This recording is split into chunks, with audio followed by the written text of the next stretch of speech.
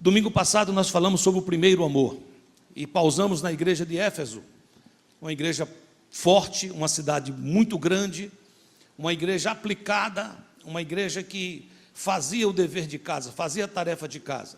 Ela era fiel, ela confrontava os falsos líderes, ela não andava na companhia de falsos cristãos. No entanto, nessa luta por aplicar uma disciplina rígida, fez com que aos poucos Éfeso fosse para um lugar escuro, sombrio, aonde não existe amor, onde existe disciplina, mas não existe misericórdia, onde muitas vezes eu não quero que você ande comigo, porque eu acho que você não tem o padrão que eu tenho, e isso vai denegrir a minha imagem. É como se um GE chegasse a um ponto que esquecesse que um dia, quando começaram todos juntos, começaram todos na conquista, e agora que alguns cresceram, que já foram consolidados, edificados, enviados, estão sendo acompanhados, aí se algum ficou pelo caminho, se algum não foi ainda nem sequer conquistado, então é melhor que tiremos esse do grupo, porque vai que poste alguma coisa em uma rede social, não ficará bem para a imagem do nosso grupo. Que é isso, Éfeso? Eu tenho, porém, contra ti que você abandonou a prática das primeiras obras. Eu tenho, porém, contra ti que você inverteu as coisas. É claro que ser uma igreja bíblica aplicada, que faz a vontade de Deus, isso é o nosso alvo, nós queremos fazer isso, mas não podemos fazer isso em detrimento do nosso relacionamento com Deus e com o irmão. Tudo começou em Atos dos Apóstolos, quando eles perseveravam na doutrina dos apóstolos, no partir do pão, na oração, tudo que eles tinham era comum. Por causa disso, haviam conversões em massa. As pessoas diziam: eu quero entrar nesse lugar, eu quero aceitar esse Jesus. E por causa disso, eles praticavam sinais, prodígios e milagres, como consequência da presença do noivo. Onde Jesus está, acontece aquilo que é natural para Jesus, pode ser sobrenatural para mim, mas para ele é natural. Para Jesus, milagres, prodígios, sinais, isso faz parte da sua vida. Isso é natural à existência do Senhor Jesus.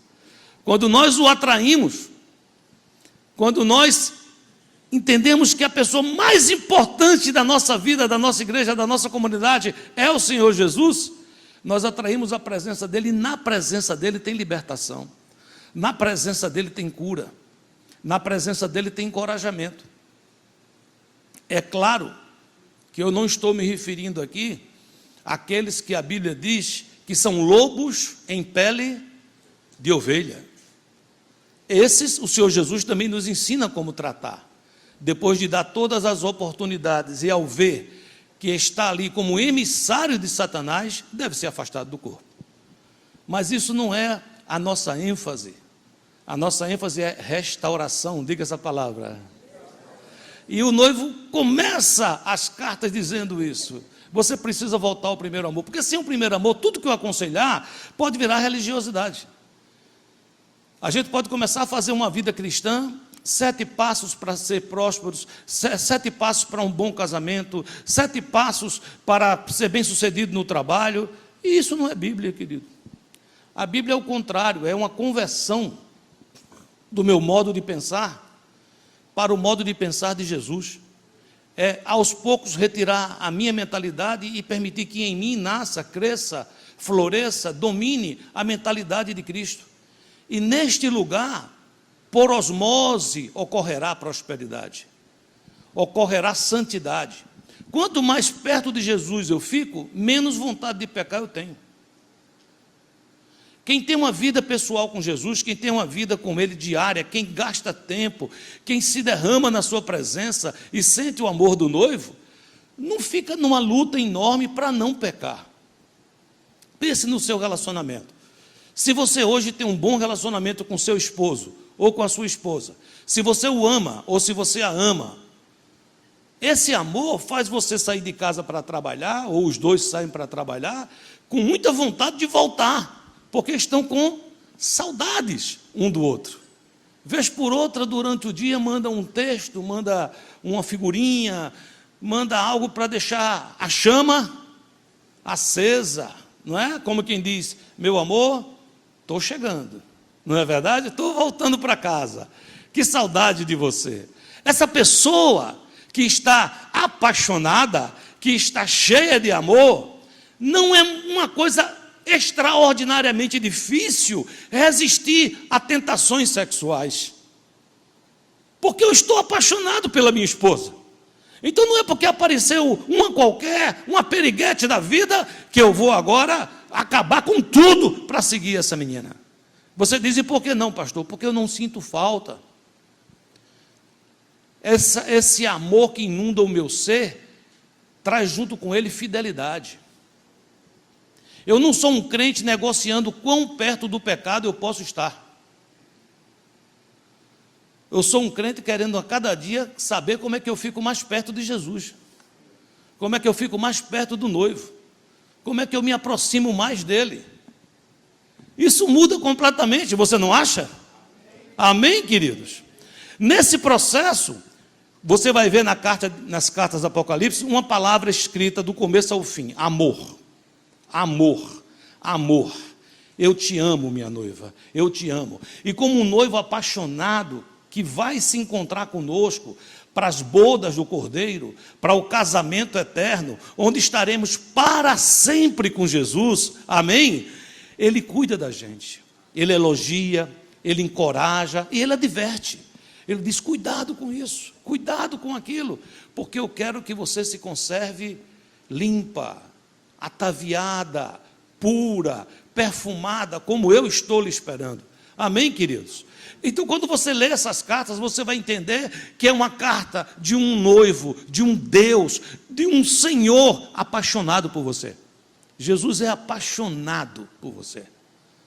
Se você sair por aquela porta hoje entendendo muito pouca coisa, mas se você sair crendo que Jesus te ama apaixonadamente, isso já terá sido de bom tamanho.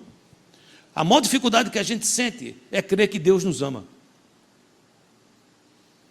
A gente crê que Deus tem misericórdia, a gente fica na antessala dizendo, tenha dó de mim, tenha piedade de mim, porque eu sou pecador. Mas, querido, o Senhor te conquistou através de quê? Do amor.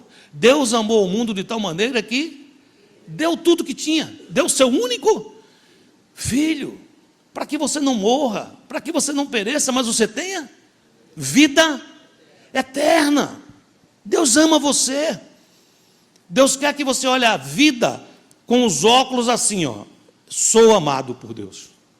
Eu sou a menina dos olhos de Deus. E nesse processo, nós vamos ter que entender que a vida cristã é feita de eventos e processos. O que é que significa eventos? Pentecostes, o dia do Pentecostes, isto é um evento. Aconteceu. Porém, após o Pentecostes, começa um processo de formação da igreja, um processo de doutrinamento, um processo de aprender a caminhar junto, um processo de construção de um corpo. Então a vida cristã é feita de eventos, mas é muito mais feita de processos. Nós preferimos os eventos, porque os eventos têm uma certa característica de magia. Saulo na estrada de Damasco, uma luz, ele cai no chão, se converte. Isso é um evento, sim ou não? Nós valorizamos isso fortemente, porque é uma coisa que é um divisor de águas. Jacó, no vale do Jaboque, Peniel, se encontra com o anjo, briga com o anjo, luta com o anjo toca a sua coxa, ele sai mancando, mas sai abençoado, o seu nome muda de Jacó para Israel, passa a ser um patriarca, é um evento que foi um divisor de águas, sim ou não? Todos nós precisamos disso. Você tem que ter eventos, você tem que se converter, aceitar Jesus. Isso é um evento. O dia que você se entrega a Ele, você precisa buscar o batismo no Espírito Santo. Isso é um evento, é algo que ocorre por fé, da mesma maneira que você creu no Senhor Jesus. Não importa o grau de emoção, importa que é um evento que é transformador, que leva você para um upgrade, para um outro nível. Amém, meus amados? Mas entre um evento e outro, o que mais vai ocorrer serão processos. Após Paulo se encontrar com Jesus na estrada de Damasco, ele começa um longo processo. Você não vai ver muitos eventos até Paulo começar a ser enviado. Paulo, para começo de conversa, fica cego e vai para uma casa e fica esperando. Você acha que esperar é bom? Não é bom. Eu estou lá, imagina, eu sou Paulo, sou Saulo, perseguidor da igreja, me encontrei com Jesus. Perguntei, quem és tu, Senhor? Ele disse, eu sou Jesus a quem tu persegues. É duro para você, Saulo, recalcitrar contra os aguilhões. Eu sou impactado, eu fico completamente chapado com aquela aparição. Sou levado para uma casa cego. E espero lá alguns dias. O nome disso é processo.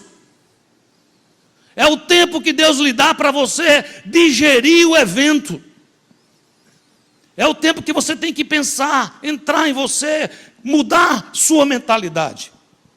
Ananias chega e diz, eu vim aqui, irmão Saulo, para orar por você, para que você recupere a sua visão. E ora, e escamas caem dos olhos, e ele volta a ver. Isso é um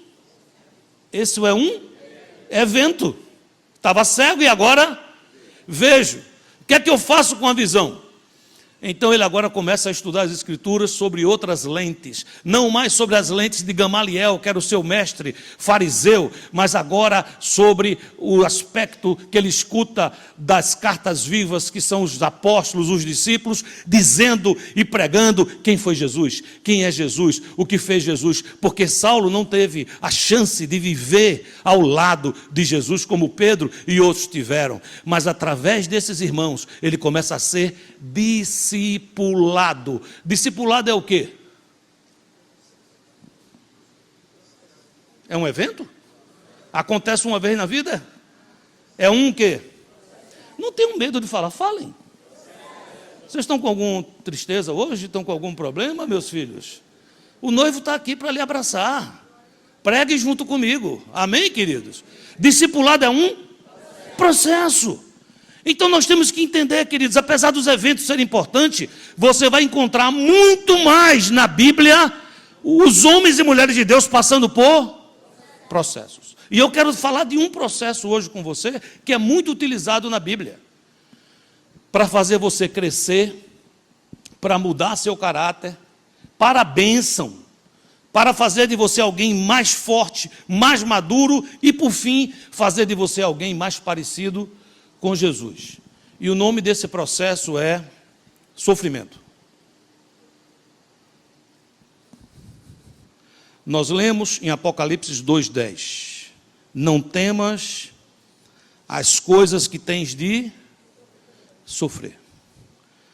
Sabe, queridos, quando eu leio esse trecho, duas coisas saltam para mim.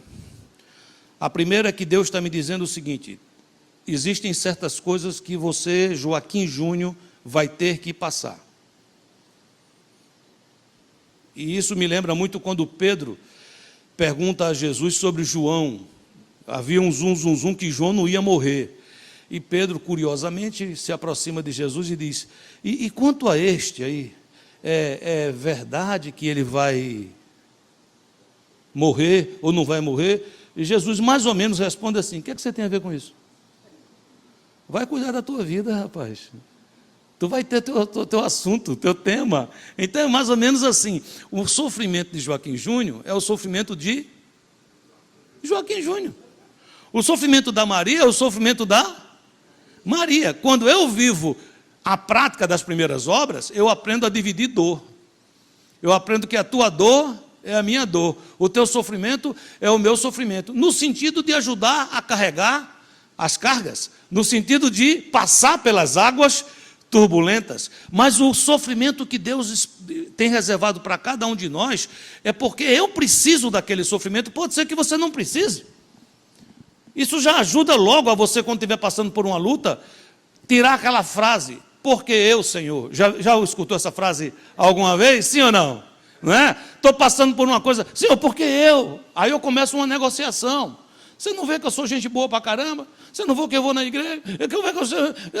Se o senhor quisesse, perguntasse a mim, eu tinha 10 pessoas para lhe indicar para passar por isso. Não é verdade? Então a gente tem logo que tirar isso. Por que sou eu? Porque não temas as coisas que você tem de sofrer. E por que eu tenho que passar por isso? Porque no mundo tereis aflições, mas tende bom ânimo. Eu venci o mundo. O sofrimento que é passado aos pés do Senhor Jesus é um processo glorioso, que vai te levar de glória em glória a estar mais perto de Jesus. Amém?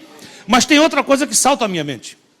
Não temas as coisas que você tem de sofrer. Isso também me diz que tem muitas coisas que eu não tenho de sofrer.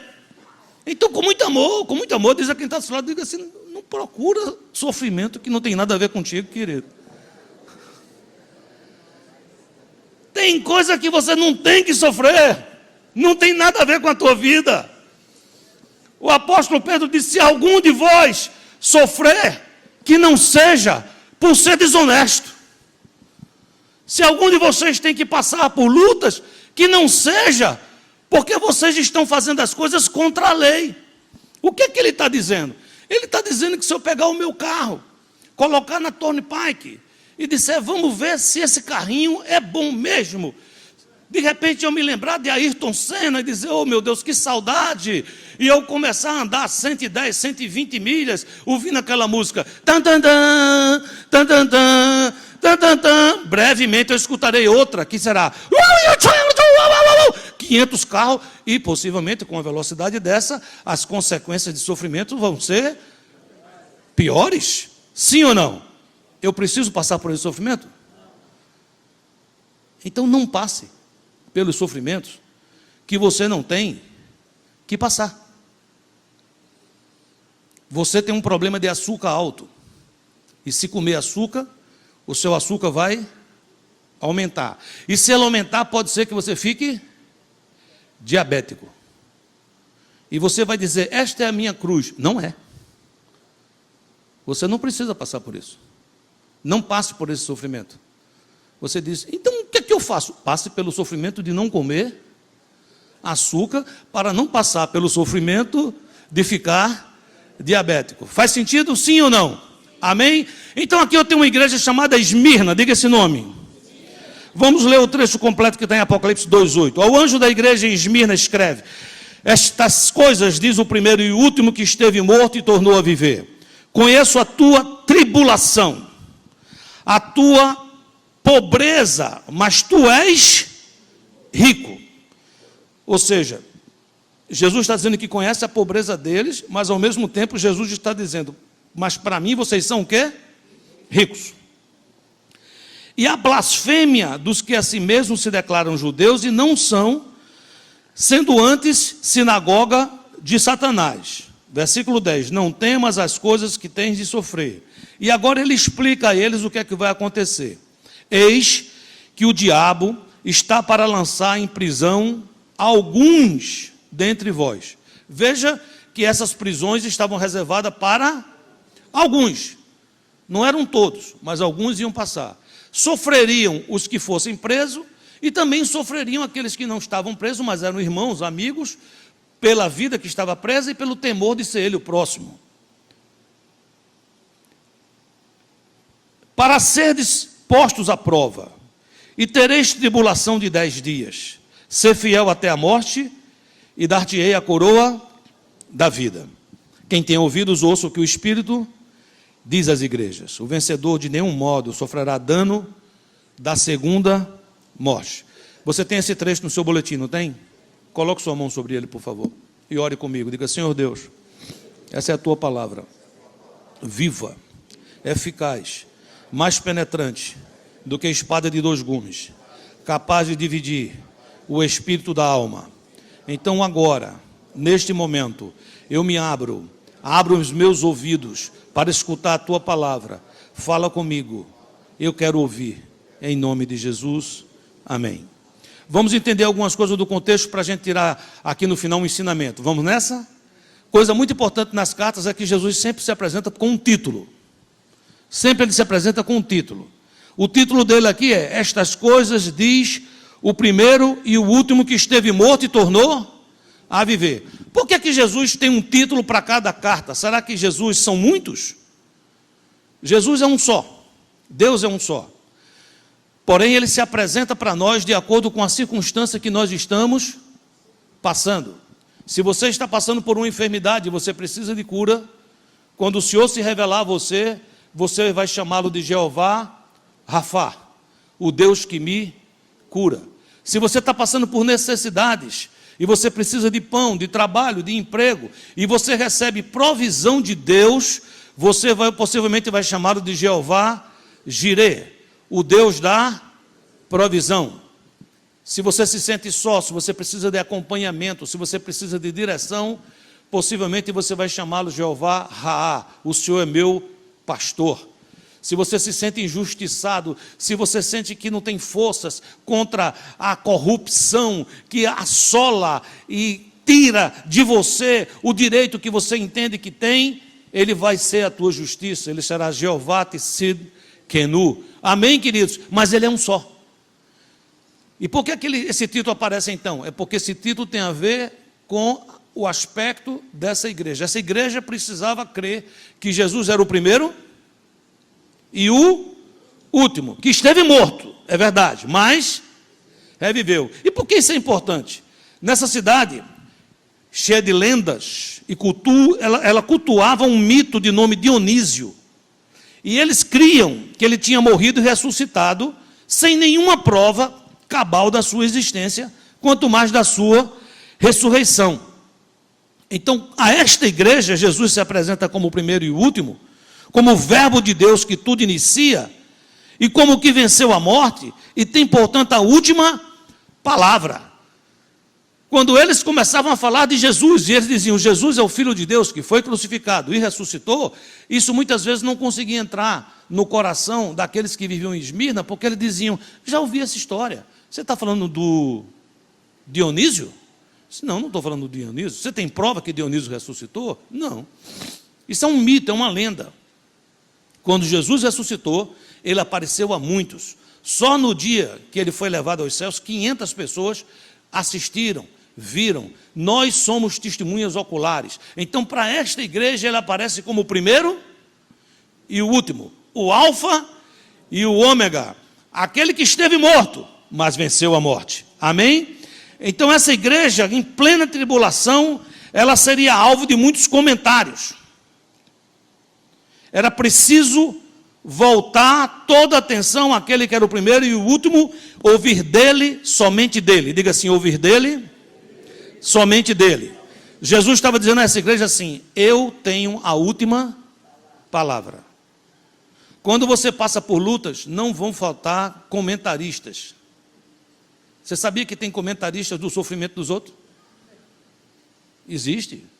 Jó passou por uma luta muito grande. E ele teve uma galera que fazia um programa chamado Mesa Redonda do Jó, para explicar por que Jó estava passando pelo que ele estava passando. Um dizia, ele pecou, o outro disse, alguma coisa ele fez. Esse cara deve ter passado por alguma coisa. O que é que está acontecendo na vida do Jó? Nessas horas, se você escutar essas vozes, a sua força que já é pequena, ela vai se acabar. É preciso você escutar a voz daquele que é o primeiro e o último, e porque venceu a morte, a última palavra pertence a Jesus. Amém, igreja? Qual era o cenário desta igreja? Geograficamente, Esmirna, cidade portuária da costa oeste do mar Mediterrâneo, localizada na província romana da Ásia, ficava a 65 quilômetros de Éfeso. Então, presta muita atenção. Esmirna estava mais ou menos a distância entre nós e Deerfield Beach, nossa igreja. Ou seja, mais ou menos a distância que a gente leva para chegar em Deerfield, era a distância entre Éfeso, que era uma igreja forte, e Esmirna. Diferença, naquele tempo ainda não tinha a Turnpike, não tinha a I-95, não tinha carros que andavam a 70 milhas por hora. Então 65 quilômetros muitas vezes representavam uma distância considerável, fazia com que entre ela e Éfeso tivessem dias de viagem. Preciso de ajuda, quero pedir ajuda a Éfeso, está distante. É preciso que você mesmo aprenda a resolver as suas lutas. Me acompanha, sim ou não? Contexto histórico. Ela tinha um pastor chamado Policarpo. Policarpo quer dizer muito fruto. Ele era discípulo direto de João. E aqui fica uma dica, se vocês estão, alguma moça aqui na igreja está grávida, vai ter um menino, bota o nome dele de Policarpo, muito fruto, é um nome bonito, chama ele de Polinho, ou, se for hispano pode ser Polito, amém? Mas o fato é que Policarpo era um homem de Deus. Policarpo, pela história, morre aos 83 anos, martirizado. Ele é morto aos 83 anos. E quando você lê alguns escritos de Joséfo, que são histórias, livros paralelos à Bíblia, mas que contam a história da época, diz que quando eles estavam para matar Policarpo, disseram para ele, basta você negar Jesus, e você não vai morrer. E ele, com o olhar de quem está cheio de paz, disse, ora vejam só, Jesus me salvou, Jesus encheu a minha vida, Jesus me curou diversas vezes, Jesus é meu amigo, e Ele sempre foi bom para comigo, e eu vou me encontrar com Ele. Por que motivo eu negaria a Jesus? Se vocês me matarem, vocês apenas estão me fazendo o favor de fazer com que eu me encontre com Ele mais rápido. Como é que uma pessoa pode reagir assim? Você tem alguma ideia, queridos? É quando essa pessoa passa por um processo. Só o evento não faz isso no seu coração. Você vem aqui no culto, tem um mover sobrenatural, nós oramos por você, você chora, você recebe uma unção específica e você sai daqui marcado por esse evento. Amém? Se você parar o processo, esse evento ele tem o poder de ir diluindo, diminuindo. É preciso que entre eventos e eventos você não fuja dos processos. Você me acompanha nisso, sim ou não? Amém, queridos? Essa igreja perseguida, queridos, do ponto de vista do noivo, ela era rica. Mas essa igreja passava por blasfêmias. Sabe o que é uma igreja que passa por blasfêmia? Sim ou não? Havia comentários negativos sobre aquela igreja. Perseguida, passava dificuldade tremenda de ordem financeira, a tribulação trazia pobreza, mas o Senhor declara, tu és rico, trazendo aqui a verdade tremenda, que Deus também faz avaliações patrimoniais para efeito de crédito celestial. Tem muita gente com um patrimônio material tremendo, mas paupérrimo diante da avaliação de Deus. Como será que Deus, se Jesus hoje fosse avaliar a minha situação patrimonial celestial, será que eu seria rico ou pobre? Como será que o noivo me olharia? Quando a gente está morando num bairro, num condomínio, e que a gente vê o vizinho chegar com um carro de último tipo, e daqui a pouco a esposa dele também tem um carro de último tipo, e a cada ano eles trocam por carros melhores, e eles fazem upgrade na casa, e a casa destrói o pátio, faz de novo, com piscina, com isso, com aquilo. E a gente tem a tendência de dizer o que do vizinho? É rico. Porque nós medimos desta forma. Jesus mede diferente. Às vezes tem tudo isso, mas não tem paz. Não dorme. Não tem harmonia. E Jesus diz, é pobre. Eu digo é rico. E às vezes quando eu digo é pobre, Jesus diz é rico. Então é completamente diferente. Aqui tem uma advertência, não temas as coisas que você tem que sofrer. A igreja em Esmirna, no 2º século, ela foi alvo de amargas perseguições, E, de fato, porque eles cultuavam o imperador, tinha um culto lá ao imperador. E para o cristão, você imagina, ele não ia aceitar cultuar o imperador, ele ia cultuar quem? A Cristo. Então, eles eram tidos como subversivos. Aquela cidade cultuava o imperador, porque esperava obter do imperador favores. Quando tinha um grupo que dizia, nós não vamos adorar o imperador, era um grupo de oposição, que estava indo contra interesses financeiros e políticos daquela cidade. O nome dessa cidade, Esmirna, vem de uma essência que se chama mirra. Diga mirra. Mirra, queridos,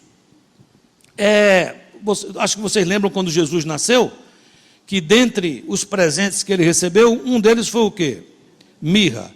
O que é isso, na verdade? É uma substância que é utilizada no fabrico de perfumes, nos embalsamamentos de corpos e também para algumas essências.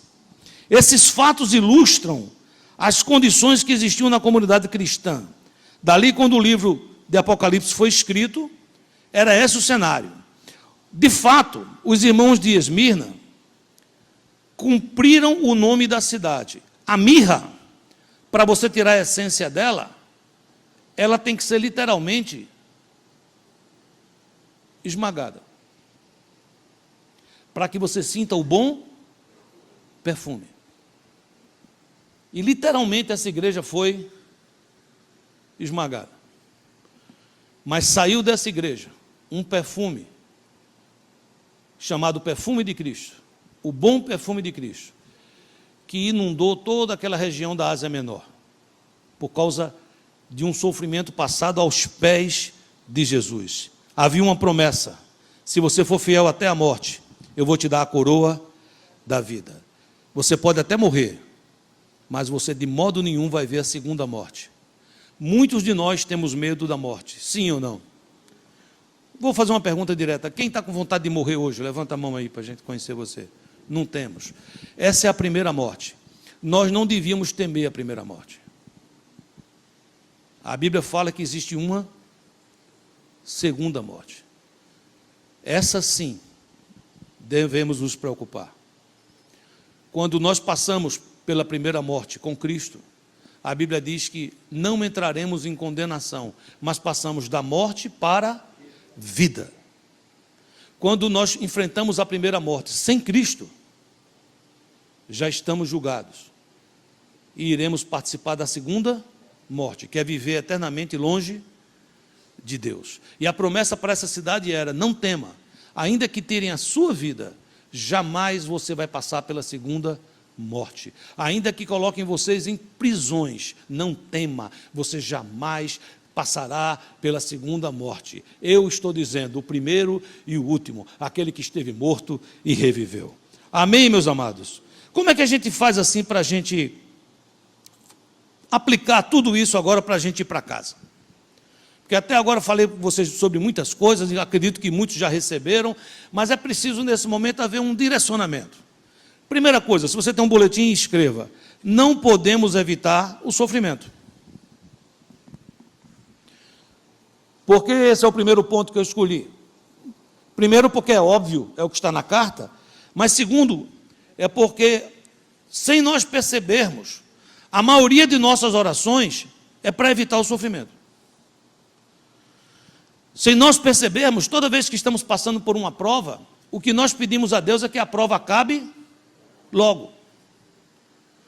Nós não vamos poder evitar o sofrimento que existe preparado para nós. Porém, nós não passaremos por esse sofrimento sozinhos. Jesus diz: no mundo tereis aflições, mas tende bom ânimo, eu venci o mundo. Talvez a grande pergunta que você poderia fazer é o seguinte: pastor, o senhor disse que o que tem escrito nessas cartas como palavra central é amor. O senhor disse que o noivo me ama, que Jesus me ama. O senhor disse que Jesus é apaixonado por mim. Então, se ele me ama tanto, por que o senhor permite que eu passe por isto? Por que é que Jesus permite que eu passe por isso? Escreva, por favor, para me provar. Êxodo 20:20 diz: respondeu Moisés ao povo: não temais, Deus veio para vos provar, e para que o seu temor esteja diante de vós, a fim de que não pequeis. Deuteronômio 8,16 diz, que no deserto te sustentou com maná, que teus pais não conheciam, para te humilhar e para te provar, e afinal te fazer bem.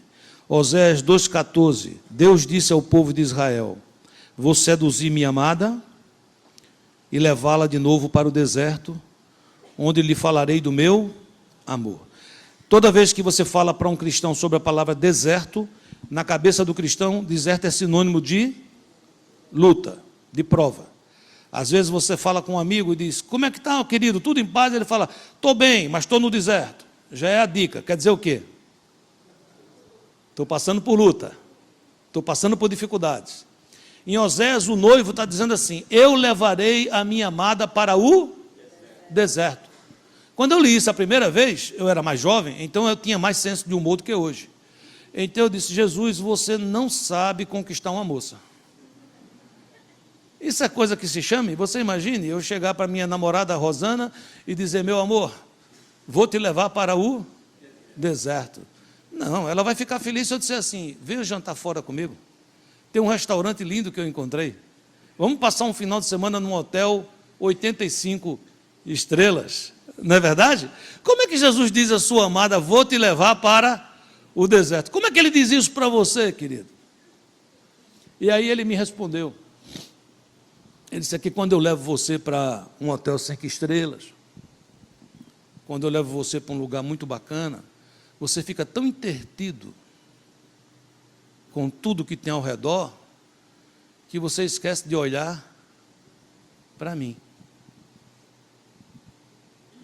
É mais ou menos assim, um casal sai, vai para um restaurante maravilhoso, pedem lá a comida, e enquanto a comida está para chegar, o que é que eles fazem?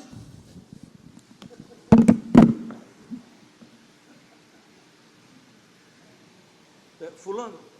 Hã? Ah, claro, você sabe o que eu falei? Você sabe o que eu estou falando? Claro que eu sei. E se a pessoa for bom, ele vai saber a última frase, para dizer que está por dentro. Ele está dizendo assim, eu vou pegar o teu celular e vou jogar no fundo do mar. Ele está dizendo, não vou mais levar você para aquele restaurante fancy, legal, não vou. Eu vou levar você para o deserto. Porque lá você vai descobrir que eu sou suficiente. Você entende o que eu estou falando? Sim ou não? Sabe, queridos, eu venho do Nordeste, mas sempre fui urbano, sempre vivi nas capitais. Quando eu namorei a Rosana, a família da Rosana sempre teve, eram urbanos, mas tinham sempre fazenda ou casa de praia, mais para o interior, Foi quando eu tive mais contato com essa região da minha terra, de onde eu vivia. E eu pude entender uma música muito antiga que eu escutava, que eu não tinha a menor ideia do que significava aquela música, eu achava só que era música de matuto, que dizia assim, não há, ô gente ou não, luar, como esse do sertão, não é? Então eu fiquei pensando, por que não tem luar? É porque lá no sertão, as luzes são esparsas, poucas ou quase inexistentes.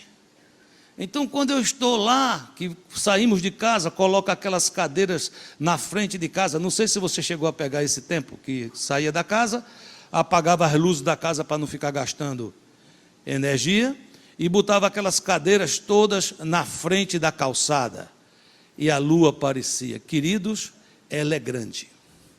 Parece que a lua se aproxima, parece que ela chega bem pertinho e diz, tudo bem?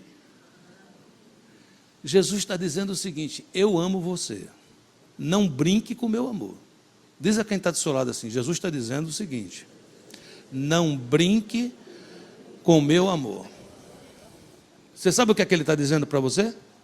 Eu te amo, eu vou atrair a sua atenção. Eu te amo, eu vou atrair a sua atenção. Se você aprender a viver com todos os presentes, a viver com todas as luzes, ainda me olhando como o centro da sua vida, sem me deixar de lado, sem permitir que essas luzes brilhem mais do que a minha luz no seu coração, você vai começar a me dizer que você tem um sinal de maturidade, que você consegue ter coisas sem deixar o seu primeiro amor. Mas se você me disser que para você andar comigo, você só anda amoroso, apaixonado no deserto, eu vou te levar para o deserto, para lá mostrar o meu amor. Você pode dizer: pastor, não gostei dessa mensagem, eu não gostei dessa palavra, e eu não vou aceitar.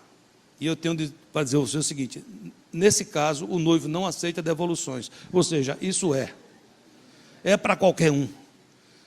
Deus açoita todo aquele que ele recebe como filho. Segunda coisa importante, queridos, eu até coloquei num quadradinho aí: vamos ser provados. É no deserto, quando tudo falta, que o amor do noivo se evidencia. Segundo ponto, o ouro é provado no fogo. Diz a quem está do seu lado, diga assim: para Jesus, você é ouro puro. Jesus olha para você, queridos. Muita gente vê muito defeito em você, muito. Jesus sabe suas falhas, mas quando ele olha para você, ele acha você um espetáculo. Ele é apaixonado por você. Gente apaixonada vê coisa feia no outro. Jesus só vê coisa bonita em você. Ele é louco por você. Ele sabe que você é ouro. Mas o ouro precisa ser refinado. 1 Pedro 1,7 diz: para que uma vez mais confirmado o valor da vossa fé, muito mais preciosa que o ouro perecível, mesmo o quê? Apurado por fogo, redunda em louvor, glória e honra na revelação de Jesus Cristo. 1 Pedro 4, versículo 12 diz: amados, não estranheis o fogo ardente que surge no meio de vós, destinado a provar-vos, como se alguma coisa extraordinária vos estivesse acontecendo. Pelo contrário, alegrai-vos na medida em que sois participantes dos sofrimentos de Cristo, para que também na revelação da sua glória vos alegreis, exultando. Se pelo nome de Cristo sois injuriados, bem-aventurados sois, porque sobre vós repousa o Espírito da glória de Deus. Amém, queridos? O que ele está dizendo aqui para mim e para você é o seguinte: não estranhe o fogo ardente que muitas vezes você passa, como se uma coisa extraordinária tivesse acontecendo. Você e eu temos que estar preparados para as provas, para as duras provas, faz parte da vida cristã. Mas você não passará sozinho. E a promessa dele não é que você vai vencer, a promessa dele é que você é mais do que vencedor. E é isso que eu tenho que entender. Quando eu passo pelas provas, eu estou sendo depurado no fogo. Você pode dizer glória a Deus a isso? Terceiro ponto para lhe animar: ele quer nos dar vitória nas provas. Diz a quem está do seu lado: anima, diga, é fogo? Diga, é fogo, mas você vai vencer. Isaías 54: por breve momento te deixei, mas com grandes misericórdias torno a acolher-te. Num ímpeto de indignação, escondi de ti a minha face por um momento, mas com misericórdia eterna me compadeço de ti, diz o Senhor, o teu Redentor. O que é que isso quer dizer, queridos? Deus tem um propósito por trás de cada prova, não é em vão. Ele quer tornar você mais parecido com Jesus. Sabe, um dia estou vendo Carol ali sentada, e eu escutei um testemunho dela. Eu não sei se Carol lembra desse testemunho, e nem combinei com ela, não sei se ela estaria preparada para contar um pouquinho. Vem cá. Carol é a nossa líder do Ministério de Louvor. Então, Carol é uma adoradora. Ela adora o Senhor na sua casa, aqui. Isso faz parte da vida dela. Mas Carol passou por um sofrimento muito grande. E ela trouxe uma experiência, contou um testemunho que eu queria que ela, por favor, contasse um pouco. Amém. Oi, igreja. Foi quando eu fui ter os meus filhos, né? A gente passou por muita dificuldade, porque a gente ficou sabendo que o Flávio era estéril, porque ele tem alguma coisa no gene dele que estava faltando, que ele não ia poder ter filhos. A gente fez exames, passou pelo processo, e engraçado que eu tinha orado, né? Naquele ano, assim, no começo do ano, a gente estava tentando e não conseguindo. Eu orei, né, no family meeting que a gente teve, eu pedi assim: Deus, eu quero filhos, e eu quero gêmeos. Deus já estava, ele sabia já, mas eu não sabia o processo que eu ia ter que passar, né? Então, a gente estava tendo dificuldade. A gente passou pelo processo de exames e tudo mais, e Deus abriu as portas para a gente fazer o IVF, que é algo que aqui no estado da Flórida não é uma coisa que é coberto pelo healthcare, né, o seguro. Mas por causa da companhia do Flávio, a gente conseguiu acesso ao IVF, que ia ser pago. Então a gente fez o processo todo. Aí, quando eu fui dar à luz, eu entrei parecia que eu estava com pré-eclâmpsia, com um montão de coisa, então eles me levaram de emergência para o hospital, e eu fui entrar na sala de cirurgia, e teve uma complicação grande. Os bebês, graças a Deus, nasceram saudáveis, ainda pequenos, mas foram para o NICU, mas eu quase faleci na mesa, né, porque tive sangramento, HELLP syndrome, que é uma doença que nem o hypertension, só que é sangramento. E eles não conseguiram parar o sangue, tiveram que tirar o meu útero. Então, de emergência, eu perdi o útero, fiquei em coma induzido por 2 dias. Eu acho que foi assim um milagre eu acordar tão cedo, que eles pensavam que eu ia ficar uma semana e tudo assim em coma induzida. Mas depois disso, né, depois de ter passado isso, eu passei um momento com Deus, né? Eu tive caí, né, na real. E aquela experiência marcou a minha vida para o resto da minha vida, né? Porque eu sempre amava a Deus e sabe, vivia para Ele, servia a Ele. Eu sabia que o resto da minha vida ia ser dele, mas aquele momento ali foi um sofrimento tão profundo, tão doloroso, sabe? Você ter neném, não poder segurar eles por uma semana, porque eles estavam no NICU e eu estava na sala que eu não podia nem levantar da cama, de dor e de sofrimento, né? Não pude amamentar, muita coisa aconteceu. E eu sofri bastante. Mas eu estava ouvindo uma pregação, um tempo lá que eu estava fazendo um curso de louvor, né? E eu escutei uma frase que isso tornou, tipo assim, o sentido da minha vida, né? Que tem um tipo de louvor que a gente só pode dar aqui na Terra, que é um louvor que é temperado com o nosso sofrimento, porque no céu não vai ter choro, não vai ter dor, não vai ter sofrimento, mas aqui na Terra tem. Então, aqui é onde nós podemos dar esse tipo de louvor, que é tão especial, quando você adora no meio da sua tribulação, no meio do seu sofrimento, no meio da sua dor. É um louvor que exala um perfume único para o Senhor. Amém. Glória a Deus.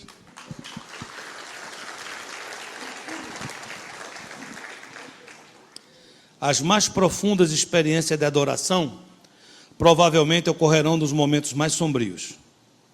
Quando seu coração estiver partido, se sentindo abandonado, não tiver mais nenhuma opção nem a quem buscar, onde você vai dizer assim: agora só Deus, só resta o Senhor. Sabe, queridos, nós temos que entender que isso para Deus é um momento especial. Não é porque Deus é sábio que gosta de ver você sofrer, mas é porque Ele quer fazer você crescer espiritualmente, sair da meninice, sair da infantilidade de ficar buscando presentes, balas, chocolates e pirulitos. O Senhor quer ter um relacionamento forte com você. Você quer esse relacionamento? Amém, queridos? Está com medo? Diga: eu quero, Senhor, diga. Amém. Nós conhecemos os heróis da fé, não conhecemos?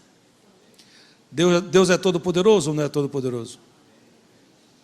Você sabe que Daniel, profeta do Senhor, foi lançado numa cova cheia de leões? Deus podia ter impedido? José, homem de Deus, servo fiel, passou muito perrengue. Os irmãos jogaram numa cova, venderam como escravo. Uma vez escravizado, passou por blasfêmia, terminou aprisionado. Será que Deus não podia ter evitado José de passar por tudo isso? Sim ou não? Podia. O apóstolo Paulo passou por naufrágios, açoites. Será que Deus não podia evitar isso? Pergunta assim para você mesmo: esse sofrimento que eu estou passando, o Senhor não pode evitar? Fala assim, Senhor. Fala assim, olha para cima e diz assim, Senhor, esse sofrimento que eu estou passando, o Senhor não pode evitar? A resposta dele é, posso, mas não vou.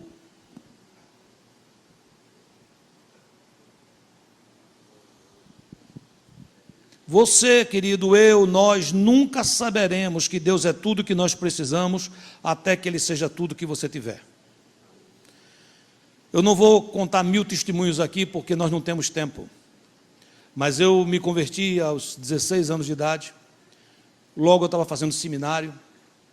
O pastor Tomás Munguba era o meu discipulador da parte de caráter, da Bíblia, um homem de Deus. No livro que eu lancei, ele é um dos que me referendam. Eu também tive outro discipulador, que daqui a pouco eu vou falar dele, chamado pastor Odilon, que foi meu discipulador de oração. Mas eu comecei a crescer e crescer e crescer no Senhor, e eu era aquele pastor jovem e vibrante, e com muito boa pregação, e eu fui crescendo no meio batista, que era de onde eu vinha, e também com muito bom relacionamento no meio presbiteriano, de onde a minha esposa vinha. E o fato é que em 1990 eu passei por uma crise que eu nunca imaginei passar em toda a minha existência. No auge, quando eu estava com muitas lojas, onde eu tinha um programa de televisão sobre economia, num daqueles planos econômicos eu fiquei com o dinheiro preso por 1 ano e 2 meses, e naquela hora eu vi a falência diante de mim. Eu achei que acabou tudo. Naquela época eu fui comprando eu tinha um carro, então chegava no final do ano, eu ia trocar o carro, e quando eles iam falar quanto davam pelo aquele carro que eu tinha, eu achava muito pouco. Então eu não vendia o carro para tentar vender a particular. Mas eu não tinha tempo. Só para você ter ideia, o depósito da minha loja, o headquarter, era um quarteirão. Então eu botava aquele carro dentro do depósito, depois eu tirava um dia para andar. Nessa história, um dia quando eu olhei, eu estava com 11 carros. 11 carros. E pregando a palavra e crescendo financeiramente. Quando Deus permitiu que saísse todo aquele capital, para sobreviver, eu comecei a ter que vender tudo. Diminuir as lojas, estoque, não tinha crédito. Eu fui vendendo aqueles carros. E sabe com quantos carros eu fiquei? 0. Um dia, eu saí de casa para o almoço, a minha esposa tinha um carro que ela estava usando, que era o carro do meu sogro. Lá em Natal teve um tempo que todo mundo que tinha uma certa condição tinha seu carro e tinha um buggy para poder andar nas dunas. Então o buggy do meu sogro ele emprestava para a filha dele, para pelo menos levar as crianças na escola, e ela me dava uma carona, ela me levava para a loja e no final do dia ela me pegava. Naquele dia eu resolvi almoçar em casa e eu disse, eu vou de ônibus. E eu saí da loja e caminhei, e quando eu cheguei no ponto do ônibus, eu descobri uma coisa, eu não estava com dinheiro, porque aí era outra coisa, eu me acostumei a andar sem dinheiro. Eu era muito conhecido na cidade, eu não andava com dinheiro. Porque todo restaurante que eu chegava, eu fazia o quê? Eu assinava a nota, e eles mandavam cobrar na loja, isso antigamente. Agora, quase quebrado e liso, se eu assinasse 45 vezes, ele dizia, eu vou chamar a polícia. Porque é quando você tem dinheiro e não precisa que você tem muita ajuda. Compreende o que eu estou dizendo, sim ou não? E quando eu cheguei naquele ponto de ônibus, eu descobri, eu não vou entrar, porque se eu entrar eu não tenho dinheiro para pagar o ônibus. Só que eu já tinha andado bastante, eu resolvi ir para casa a pé. E eu me lembro, eu descendo uma ladeira lá em Natal, que chama-se Ladeira do Baldo.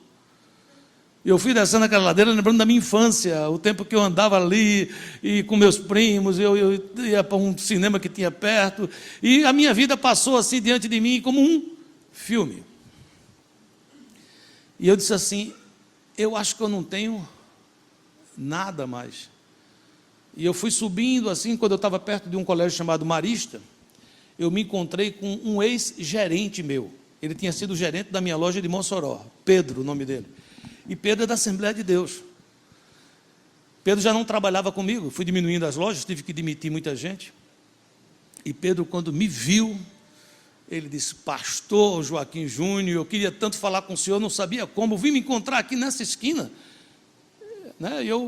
Sol quente de Natal, eu suado, subi na ladeira, falei o que eu consegui falar. Disse: sim, Pedro, o que é que você quer falar comigo? Ele olhou para mim e disse: Jesus mandou dizer uma coisa para você. Eu disse: o que foi que ele mandou dizer? Ele é tudo que você precisa. Quando ele disse aquilo, me abraçou e saiu. E eu fui dali até na minha casa, sendo cheio daquela verdade: Jesus, você é tudo que eu preciso. Eu passei por aquele sofrimento, foram muitos meses, aí eu aprendi a orar. Eu já tinha sido discipulado pelo pastor Odilon, mas aí eu aprendi a praticar a oração. Aí eu fui batizado com o Espírito Santo. Aí eu não fiquei amigo dos batistas e presbiterianos só, não. Eu fiquei amigo de todas as pessoas que eram cristãos, sem me importar com denominações, nem cor e nem raça. Aí eu comecei a olhar para meu irmão como alguém que, como eu, passa por lutas e por sofrimento, mas que tem esperança de um dia estar com o noivo. 1 ano e 2 meses depois daquilo, o Senhor devolveu o dinheiro. Eu pude receber de volta aquele dinheiro que tanta falta fazia. Mas quando o dinheiro voltou, eu já não era mais o mesmo homem. O sofrimento me fez ficar um pouco mais parecido com Jesus. Eu queria dizer, animar você, se você está sofrendo hoje, passando por alguma luta, você não está só. Você não está só. Hebreus 13:5 diz: porque ele disse: não te deixarei, nem te desampararei. Se você está perto de alguém que você tem alguma intimidade, algum conhecimento, diga a essa pessoa: você não está sozinho. Segunda coisa, eu já disse muito, mas eu quero repetir: o sofrimento te fará crescer. 1 Pedro 5,10 diz: ora ao Deus de toda graça, que em Cristo nos chamou à sua eterna glória, depois, diga depois, de terdes o que, igreja? Sofrido por um pouco, Ele mesmo vos há de aperfeiçoar, firmar, fortificar e fundamentar. Terceiro ponto: o sofrimento impactará a sua geração com o bom perfume de Cristo. 2 Coríntios 2,15 diz: porque nós somos para com Deus o bom perfume de Cristo, tanto nos que são salvos, como nos que se perdem. Filipenses 1,12 diz: quero ainda, irmãos, certificados de que as coisas que me aconteceram têm antes contribuído para o progresso do Evangelho, de maneira que as minhas cadeias em Cristo se tornaram conhecidas de toda a guarda pretoriana e de todos os demais. A maioria dos cristãos, estimulados no Senhor por minhas algemas, ousam falar com mais desassombro a palavra de Deus. Queridos, quando uma pessoa sofre, ela exala um perfume. Você sabia disso? Tem um cheiro que sai da pessoa que sofre. Quando a pessoa sofre sem Jesus, quando a pessoa sofre de uma maneira que não entende o sofrimento, muitas vezes o perfume que vai sair dessa pessoa é um perfume horroroso. É um mau cheiro. É um cheiro de desânimo. Você nunca se aproximou de alguém que é um poço de mágoa? Que perfume essa pessoa está exalando? Da mesma forma, quando passamos o sofrimento com o Senhor, sai de dentro de nós um perfume maravilhoso, que a Bíblia chama do bom perfume de Cristo, e toma conta de todo o ambiente. Isso pode impactar a sua geração. Ponto D: nessa hora nosso destino será determinado pela escolha. Qual voz nós vamos ouvir? Ali onde ele estava tinha os falsos cristãos, Apocalipse 2,9. Sei como aqueles que afirmam que são judeus, mas não são. Falam mal de vocês. O que é que os falsos cristãos faziam com aquela igreja? Diz igreja, o que é que eles faziam? Falavam mal. Falam mal de vocês. Eles são um grupo que pertence a Satanás. Quantas vezes aquela igreja não sofreu por causa dos falsos crentes que falavam mal deles? Mas na verdade eles queriam estabelecer uma sinagoga chamada Sinagoga de Satanás. Você pode falar, que sinagoga é essa, pastor? É a sinagoga onde eu resolvo o que é certo e o que é errado. É a minha carne, é o meu prazer que resolve o que eu devo fazer. Eu me lembro, falando sobre essa questão de vozes, eu disse a vocês a história do pastor Odilon. O pastor Odilon foi um homem que eu aprendi a orar com ele. É um homem que vivia visitando hospitais. Quando ele estava perto do fim da sua vida, eu soube que ele estava hospitalizado. E eu fui visitá-lo. Eu morava em João Pessoa, eu morava em Natal, ele morava em João Pessoa. Uma viagem de 2 horas. Eu saí cedo, fui lá para vê-lo, depois voltar. Quando eu cheguei naquele hospital, o irmão Odilon estava numa enfermaria. Você sabe o que é enfermaria? É um local que tem muitos leitos. Eu não sei quantos leitos tinham ali, talvez 30 leitos, muita coisa. Um hospital assim grande, mas era aquela multidão de gente. E ele estava assim numa cama perto de uma janela. As janelas tinham que ficar abertas, não tinha ar-condicionado, para poder ter algum tipo de ventilação. A filha dele estava sentada do lado dele, e ele estava com aquela sonda que se coloca no nariz para injetar alimento. Portas abertas, moscas entravam. E ela estava lá, abanando ele. Quando eu entrei, que eu vi aquele homem de Deus, deitado naquele lugar, eu vou lhe ser sincero, eu olhei para aquilo ali, e eu disse, Jesus, esse homem é teu servo. Esse homem dedicou a vida dele inteira a ti. Como é que o senhor deixa uma coisa dessa acontecer? E aí, na mesma hora, eu tomei uma decisão, disse, eu vou tirar ele daqui.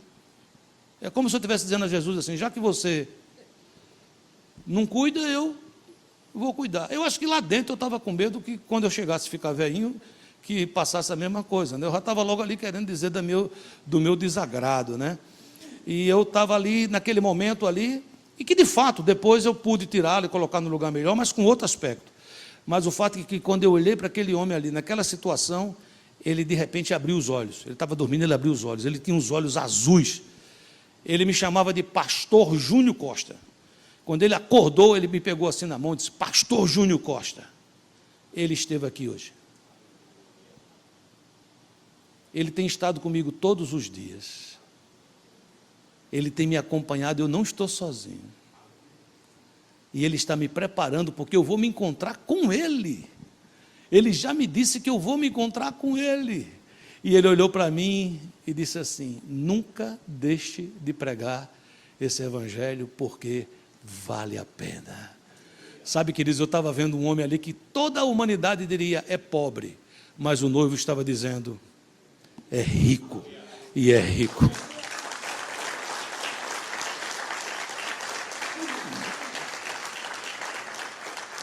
Qual é a voz, igreja, que você vai ouvir na hora da luta? É a voz dos falsos cristãos que vão falar mal de vocês? É a voz dos nossos sentimentos? Porque na hora da luta você vai escutar uma voz lá dentro de você. Uma voz que vai ter comiseração de você, que vai dizer que você não merece passar por isso. Ora, querido, 2 Coríntios 5,7 diz, visto que andamos por fé e não pelo que vemos, você não foi chamado para andar por seus sentimentos. Você foi chamado para andar por fé. Qual é a voz que nós vamos ouvir? Se você quiser sair vitorioso, você precisa aprender a escutar a voz daquele que é o primeiro e o último. Pode ser que o mundo inteiro diga, você é pobre, mas ele vai dizer, você é rico. E é essa voz que vai interessar a você para você andar nesse vale escuro. Conclusão de tudo isso. Ele promete que, se eles forem fiéis até a morte, de modo nenhum sofrerão a segunda morte.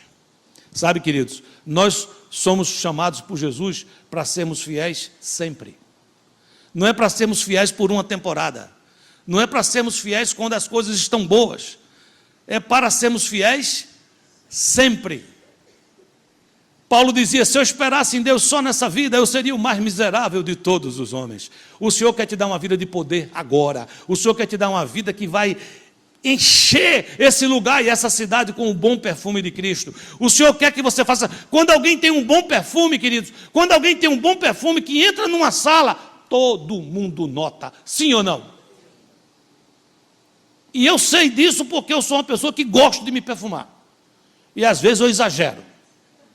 E toda vez que eu entro num lugar, a primeira coisa que eu escuto é: está perfumado? Eu digo: eu espero que seja um bom perfume. Perfume não dá para esconder. Diz a quem está do seu lado, diga: perfume não dá para esconder.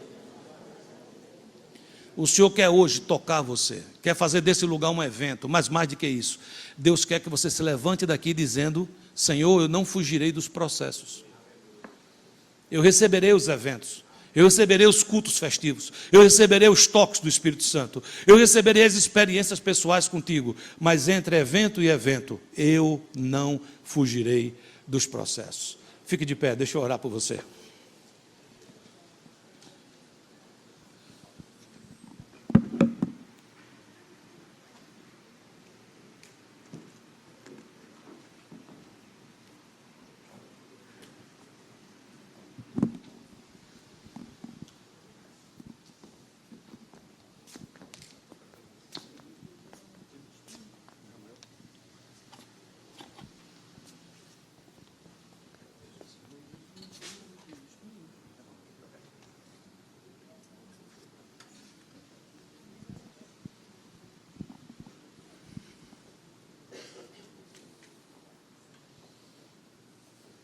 Vamos cantar um louvor.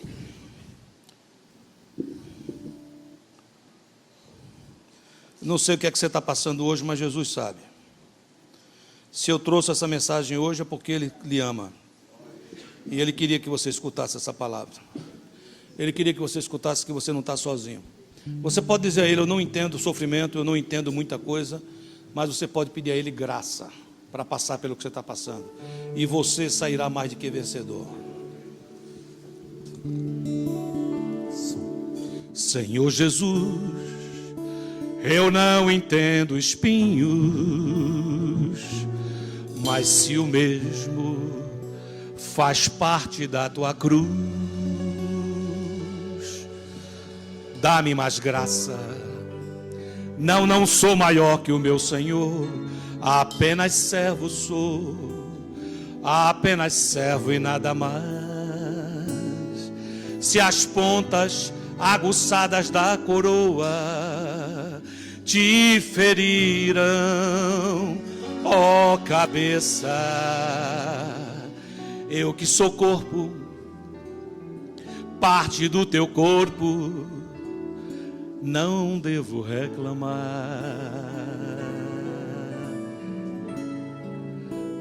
Dá-me mais graça, Senhor, dá-me mais graça. Passa os teus dedos nos meus olhos, vem me consolar. Dá-me mais graça, Senhor, dá-me mais graça. Faze-me em Cristo outra vez ser mais que vencedor.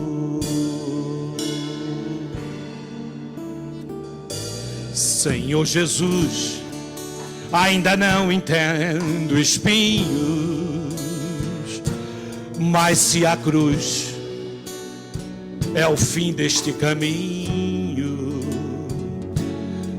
eu aceito.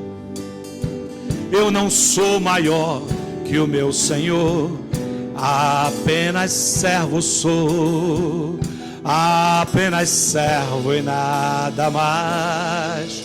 Se as pontas aguçadas da coroa te feriram, ó cabeça, eu que sou corpo,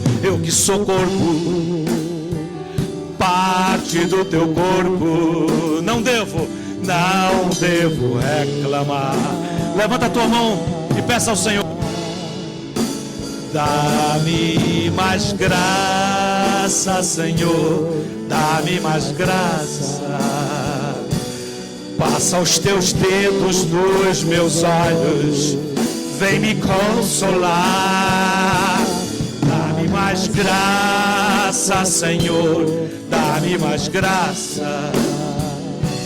Faze-me em Cristo outra vez, faze-me em Cristo outra vez, faze-me em Cristo outra vez ser mais que vencedor. Aleluia. Glória a teu nome, Jesus.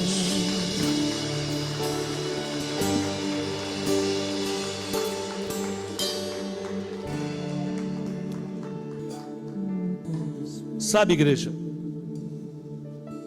eu me propus a pregar as mensagens do livro.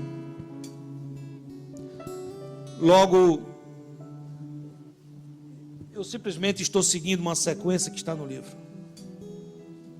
E eu creio que o Senhor Jesus vai usar isso, vai trazer cada domingo a mensagem que nós precisamos.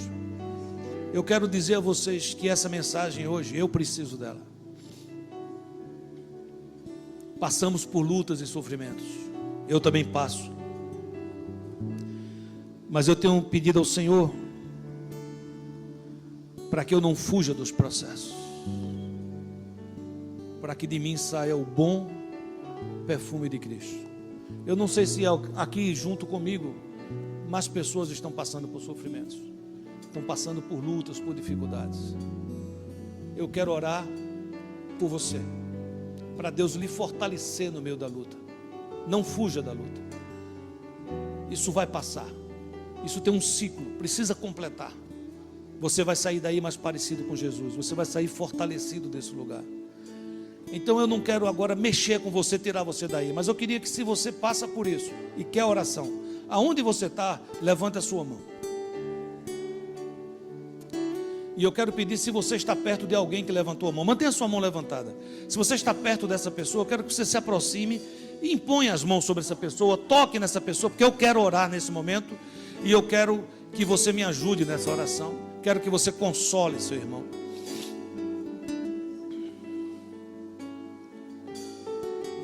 Pai amado, em nome de Jesus, o Senhor conhece o nosso deitar e o nosso levantar.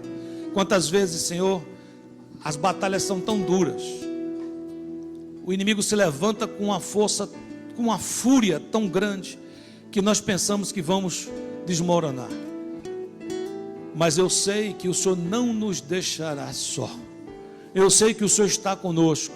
Eu sei que o Senhor está ao nosso lado. Eu sei que o Senhor está nesse momento, Pai, consolando os nossos corações. E eu peço por cada irmão que está aqui. Eu não te peço, Senhor, que o Senhor nos ajude a fugir desse processo. Não. Dá-nos força para passar por esse túnel. Dá-nos força, Senhor, para sair do outro lado, glorificando o teu nome, edificando o teu nome e a tua igreja, de tal forma que saia de nós, que exale de nós um perfume salvador, um perfume transformador, o teu bom perfume, ó Jesus Cristo. Receba agora, você que passa por lutas, um bálsamo que desce dos céus. Receba agora consolo. Receba agora, em nome de Jesus, fortaleza. Receba agora encorajamento. Receba agora essa palavra: você vencerá essa batalha. Você sairá daí mais do que vencedor. O nome de Jesus será glorificado na tua vida. Essa batalha não é para a morte. Essa batalha não é para a destruição. Essa batalha é para vida, e vida com abundância. Eu te abençoo, igreja, em nome de Jesus de Nazaré. E o povo de Deus diz: glória a Deus. Aplauda o Senhor. Receba em nome de Jesus. Nós não poderíamos terminar esse momento sem antes dar uma oportunidade para você que está nos assistindo pelo nosso canal de YouTube, você que está aqui. Como o pastor disse nessa manhã, nosso Deus, Ele é um Deus de aliança, um Deus de pacto.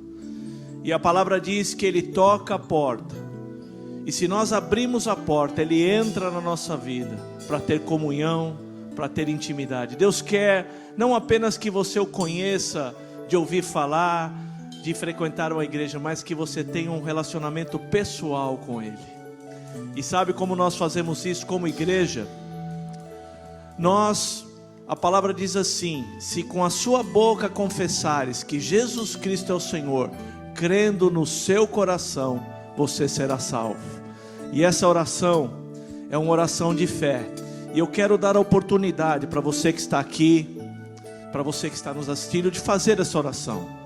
Eu quero que você, a igreja, nos apoie nessa oração. Feche seus olhos, baixe sua cabeça e repita essa oração de todo o coração, dizendo assim: Senhor Jesus, hoje eu recebo a Ti como único, Senhor e suficiente Salvador. Escreve o meu nome no livro da vida, onde ninguém poderá mais apagar. Muito obrigado. Perdoa os meus pecados. E hoje eu declaro que eu pertenço a Ti. Entra na minha vida. Muito obrigado. Em nome de Jesus. Aleluias. Oh Senhor, obrigado por essas vidas. Eu quero também orar agora para você que está na sua casa, para você que está aqui. Se você hoje fez essa aliança com o Senhor, se você hoje fez essa oração de coração, eu quero orar para você. Onde você está, faz um sinal, levanta uma das suas mãos. Se você orou, fez essa oração aceitando Jesus. Se você está aqui, glória a Deus por essas mãos que se levantam, em nome de Jesus. Se tem mais alguém, pedia que vocês viessem aqui. Vem aqui, eu quero orar por você. Pode vir, vem a família toda, por favor. Pode dar esse passo, vem aqui com eles. Acompanhem eles aí em fé. Os irmãos que estão certos aí, Cristiano, venha com eles aí. Ajuda você também, Nilson, vem aqui. Glória a Deus, bem-vindos em nome de Jesus. Glória a Deus, bem-vindos em nome de Jesus. Vamos aqui na frente, vem cá. Vem aqui para que a igreja, vem aqui vocês com eles. Cheguem perto. Queria que toda a igreja levantasse as mãos nesse momento. Senhor, muito obrigado, Pai, por essas vidas que hoje não se envergonham de declarar o Seu nome publicamente. A palavra diz hoje que existe uma festa nos céus. Pai amado, nós agora os abençoamos com todas sortes de bênçãos espirituais, emocionais, físicas, e eu declaro sobre eles a bênção do Senhor Jesus. E declaro agora que o inimigo não pode mais tocar nessas vidas, porque hoje o nome deles está escrito no livro da vida, onde ninguém mais pode apagar. Eu quero também abençoar esses que estão nas suas casas, ó Deus, que hoje fizeram essa decisão diante de Ti. Abençoa. Nós agora os recebemos na igreja que é a Tua família, o corpo de Cristo. E nós declaramos, vamos dizer juntos assim: bem-vindos em nome de Jesus, ok? 1, 2, 3. Bem-vindos em nome de Jesus. Aleluia. Dê um abraço nesses amados.